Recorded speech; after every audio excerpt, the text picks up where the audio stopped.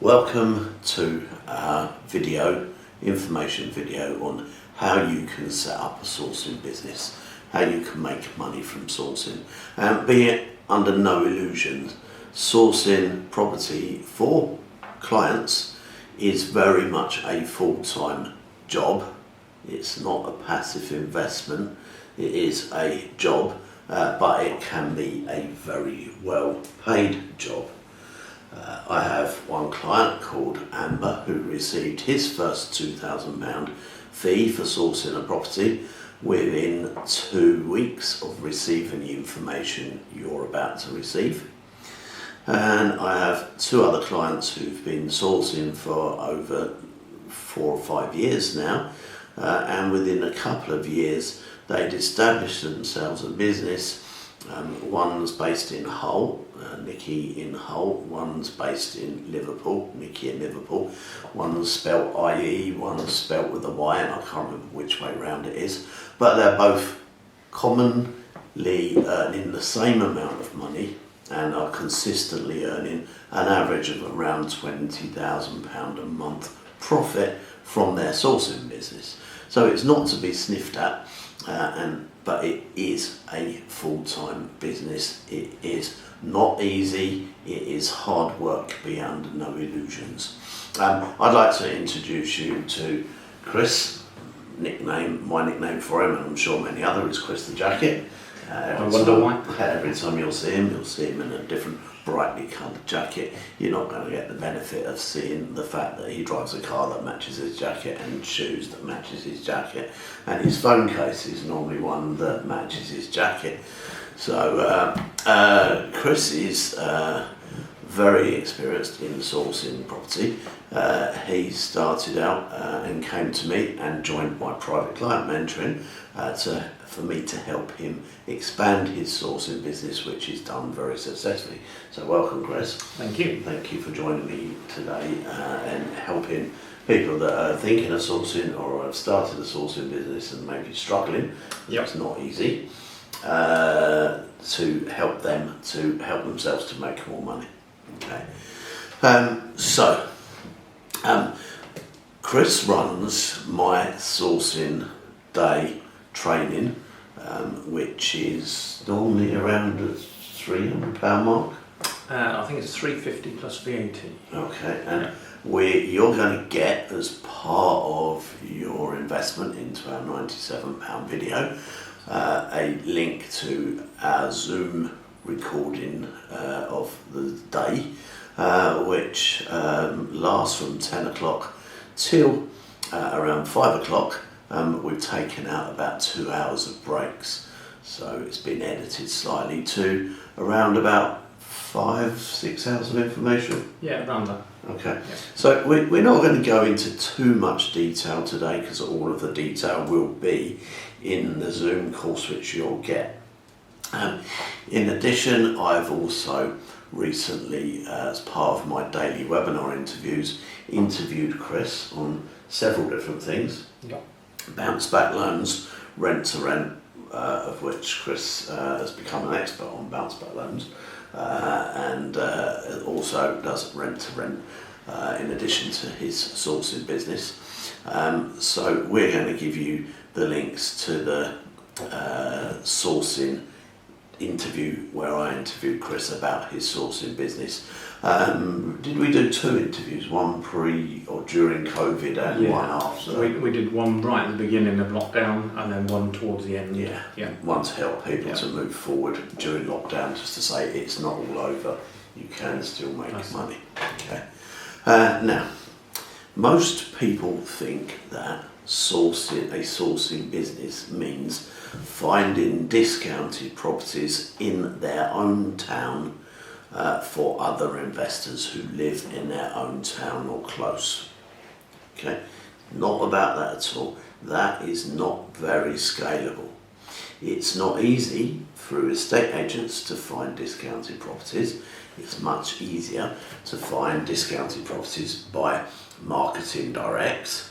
The challenge is that more than likely, if you do marketing direct, what you can charge for the sourced deal will be swallowed up in your marketing costs. So again, no margin in there. What we found is the most successful way of creating a sourcing business is go to an area where there's a lot of people with well-paid jobs and no time, and go and source them properties for an area somewhere up north that has very high yielding properties, especially if they're HMOs. Yep. Yeah. Okay. So what I suggest is looking into the London network clubs to find people, and going up north to see the estate agents to find deals. So we're going to cover off in detail how exactly to do that. It is very much a chicken and egg, but to start off with, I'm going to ask Chris to talk to you just very briefly, because we're going to do the red tape bit at the end, about setting up a sourcing business and how you need to set it up so that you're then ready to source properties for people, because it is a little bit like having an estate agency, because you are selling properties to people. Yeah, correct. Okay, so the first thing that you're going to want to consider is, how is your business structure going to be? So are you going to just be a sole trader? Are you going to be a partnership? Do you have somebody else you want to work with? Maybe you want to go straight into being a limited company. Now, if you've never set up a limited company before, don't worry too much. Your accountant can do it for you for a fee of, probably a couple of £100, or you can do it yourself online for less than £20. So that's the first stage. Have a think about how you want to set up your business and the future of what you're going to do with it. But also you need to have all your compliance in place. And just to give you a very quick overview of that at this point, one of the first things you need to do is register for data protection. So that's important, so that you are getting all the rules that you need to follow to make sure you're not breaking any rules as far as keeping people's data and storing it. You then need to register for one of the ombudsmen, such as the PRS, which is the Property Redress Scheme, or the Property Ombudsman. You don't have to register with both of those, you just have to register with one of those. It's the same as an estate agent office would have to do. Exactly. So it's very similar. Is if you're an estate agent working in an estate agent's office and you have an estate agency business, you would have to register with one of those. What they do is they set guidelines and rules for you to follow, and so you have to follow those, and you have to have complaint procedures and things like that in place. Again, very simple to do, very simple to set up. What we also have is anti-money laundering. Now, if you've never heard of that, it is a government regulation. Anybody that comes into contact with handling money, such as estate agents, banks, taking fees, you have to register with HMRC for anti-money laundering regulations. Again, a little bit more complex, but we're just going to brush over the overview at this point. We go into a little bit more detail, obviously, on the course. And then finally, you need some insurance in place. So whatever business you have, you need to have your basic public liability insurance, but as a property sourcer, you also need to have professional indemnity insurance. So this is the same sort of thing that a solicitor would have. So if you were to give wrong advice as a solicitor, you could sue them, and they would have professional indemnity that would pay out, and they wouldn't even have to go to court. So any profession that is giving advice, giving over information, mistakes can be made, and that's why you have professional indemnity in place to cover you on that side as well. So there's a quick overview of the compliance side, just to give you a quick heads up on that. Okay, the next thing I would recommend is to set up some sort of CRM. You can start off with a basic MailChimp type CRM that's free, or you can upgrade and pay a monthly fee. But the bottom line is, as you build up your database of people that are interested in buying deals from you, and as you start getting deals, more and more deals from estate agents fed to you, you want to put the estate agent deals onto an email. When it comes in, press the button and it sends to all the people in that group. It may be that half your investors are happy to buy anywhere where the yield is okay, and another section might just want certain high yielding areas, and another section might be specific on areas that they want. So they would show up if you set the CRM right, which is very important.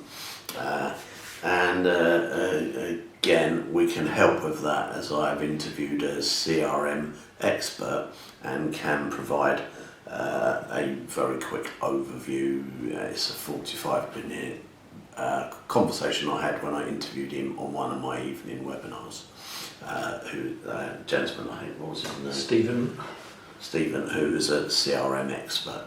So that's the overview of setting up your business. Then comes the next question, and this is very much chicken and egg. Do you find investors who want deals, or do you find deals for investors? So what we're going to do is to say, do both at once.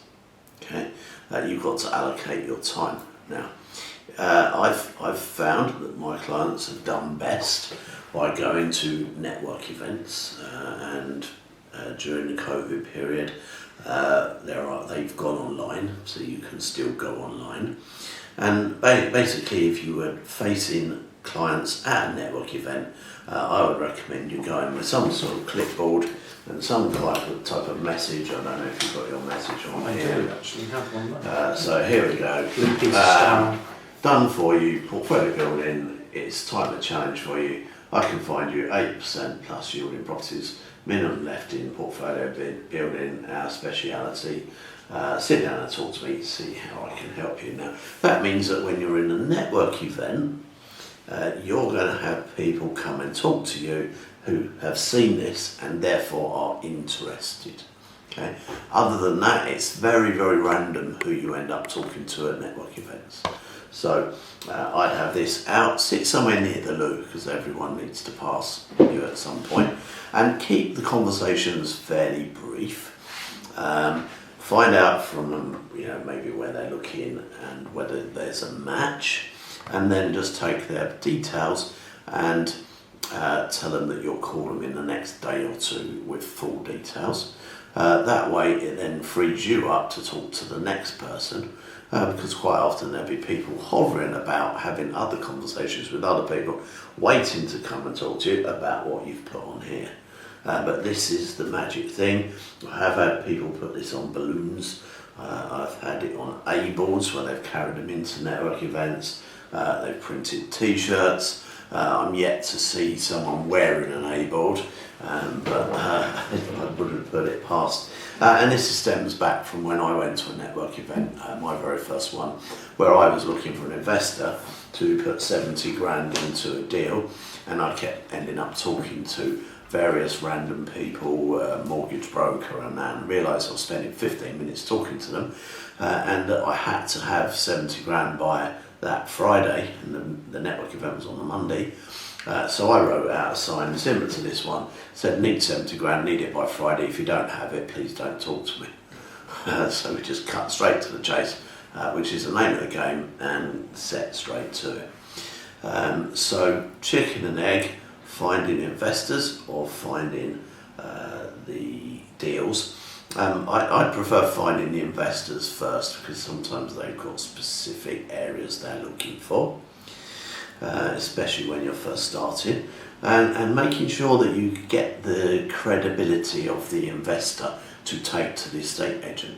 So don't be scared, and it's like, listen, what I need, Chris, to help you is to go into the estate agent, and if I can get credibility for you, it will help me get the best deals for you. So I could very much do with a copy of your bank statement, perhaps a decision in principle, and even solicitor stamped ID that I can give to them, and so they take me really seriously. But that's the next stage. But I do need to ask the person that I'm buying for that question. Some people find that very awkward, and they're like, it's a bit awkward, but do you think I could get your bank statement? In which case, if you're not assumptive closing with authority because you own it, you're not going to get it off that person. Listen, I need this to help you get the best deals. Okay? Do you want to help me get the best deals for you? I'm going to need this. That's how it is. Simple. Anything you'd like to add to the finding investors at network events? Yeah, so one of the things that Glenn just talked about was having a clipboard like this with a message on, just to make it clear, which is great. I'd suggest you have a couple of extra clipboards and just have yourself a very basic, simple contact form printed off with name, address, email, telephone number, so you can grab that off. You will get that as part of the deal. And then I normally ask 6 basic questions, or better still, give them the clipboard and let them fill this in themselves so you can speak to the next person. But those 6 simple questions can be just to get an idea of a bit of a icebreaker really. You know, what sort of things are they looking for, as in, is it just buy-to-let or HMO? Have they got a portfolio already, or do they just own their own house? What sort of price range are they thinking about buying their next investment property? What sort of capital have they got to either buy cash or place as a deposit?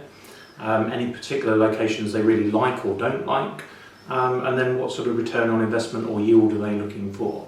And so we'll just take that very basic information from them, so I've got a bit of an idea. So when I follow up with them in 1 or 2 days, then I've already got that basic information to start the conversation back off, and then really get them to open up about, you know, what we can do to help them. I think one of the clients that we spoke, I think Emma found somewhere around 20 people interested in the first network event she went to. That's it. That's an exception, it's not the norm. Sometimes people go and don't find anyone, but you have to be persistent. If you're not going to 2 or 3 or even 4 network events a week, you're not in the business. Challenge is, you're at a network event in London and the properties are up north. So how do we get around that? So maybe you need to spend a week up north and a week at network events. One alternative is to go to some network events in different towns and try and find somebody there who is good at sourcing properties local, and you business partner with them. And they source the properties and you actually find the clients for the properties and you work together. You'll probably find that, you know, you could even work with 2 or 3 different sources in 2 or 3 different areas so that you can offer your clients a choice. Or you might just choose, when you have a particular client that's looking for a property in a certain town, you go to that town and you find them properties. Okay? Now, when we're actually doing that, again, there is a process that you need to follow. And if you're going into an estate agent and saying, I'm a property sourcer, as the owner of an estate agent business previously, there's nothing worse than someone coming and saying, I'm a property sourcer, I'm looking for properties for people. It gives you no credibility. As an estate agent, I would just be getting rid of you as quickly as possible. Because, you know, if you wanted properties for you, great. But wanting properties for someone else, what's that all about? And in London, it's almost impossible to get an estate agent to take you seriously, because, you know, there's almost there's a challenge in finding a discount deal full stop, and there's, you know, the backhanders that go on in London kind of start £5,000 upwards in that kind of area for discounted properties. So I'm just going to role play with Chris as the estate agent. Okay, the type of conversation you will need to have if you walk into the estate agents. I would recommend that you actually email the estate agents and go in by appointment, saying you're looking maybe for something that's suitable for an HMO. You prefer something that needs a bit of a refurb, because when you refurbish it, you can get some sort of bridge refinance with a broker, so that they can get a chunk of their cash back out because of the uplift in value. So I literally have an appointment saying I'm looking at buying properties that are suitable for HMOs. The agent will contact you, make an appointment, which means there's actually potential deals to be looking at. Bear in mind, we're probably talking about in areas where the property suitable for HMOs are maybe 60, 70 grand, maybe up to 100, 120 grand. And you know, the yields are like £1,800 a month gross from that property that you've bought for someone for 60 grand, which is incredible returns on money for, normally professional people in London that don't have time to do it themselves. So, good afternoon, Chris. Thank you for seeing me. I'd just like to introduce you to a couple of my customers. I have Gary, who is a professional wedding photographer. Here is his ID. Yep. Here's a copy of the bank statement. He already has 7 properties in various parts of the country, and he's looking specifically for HMOs. Yep. I've got another one, another gentleman. He's an airline pilot. Again, doesn't have time to do it themselves, but I've got his bank statement and all of that. And I've got another gentleman who is a barrister who just doesn't get time to do it. Yep. And here's their details. They've all agreed to use the same solicitor, Yep. so it's easy for me to communicate, and they've given me permission to talk to the solicitor on their behalf. Here's their solicitor's details. And yeah, what have you got property-wise that I can offer them? They're ready to go straight away. They've all been pre-approved for mortgages. Yep. So, Sounds good. So what, Yeah. as an estate agent up north, are you thinking? I'm thinking, okay, this is going to be a gold mine for me for commission. I'm really happy, everything's ready for me. I don't have to do any work, I just have to give you some property. So we've put it on a plate for you. Yeah, made it very easy for me. Okay. And, once you build a relationship with an agent, they're going to keep sending you deals. And when they send you a potential deal, you can email it through your CRM to your database. And you can literally pick up profits by, normally we get the person that's been having the property sourced for them to pay the sourcing fee on exchange. Yep. Okay. And then maybe there's a necessity for you then to oversee a refurb, which you can charge them the further amount. So talking about charges, typically, and this was your challenge, you were charging quite high fees for Yep. very low value properties, which was causing a bit of a challenge for you. Yes. And we come up with a structure that seems to work very well. Yep. With properties up to £100,000 of value, charging a £2,000 fee for them. Yep. And a further £1,000 on top if it's to be an HMO. Yep.